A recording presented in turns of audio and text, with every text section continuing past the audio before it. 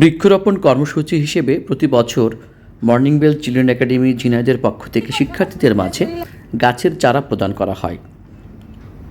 15-16 বছর আগে এমন একটি কর্মসূচি শেষে যে সকল চারা বেঁচে গিয়েছিল শিক্ষকদের মাঝে প্রদান করা হয়েছিল।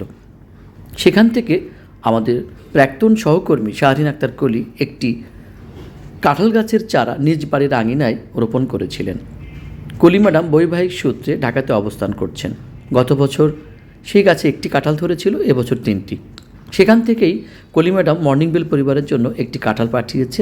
আজ আমরা সবাই মিলে সেই কাঁঠালটি মজা করে খেলাম। ভিডিও কলে কলি ম্যাডাম আমাদের সাথে যুক্ত ছিলেন আমাদের মর্নিং বেল পরিবারের অন্যতম সদস্য থাইল্যান্ড প্রবাসী লিটা ম্যাডামও। লিটা ম্যাডাম আমাদের পরিচালনা পরিষদের অন্যতম সদস্য লিটা ম্যাডাম, ঠিক আছে? শোনো কলি,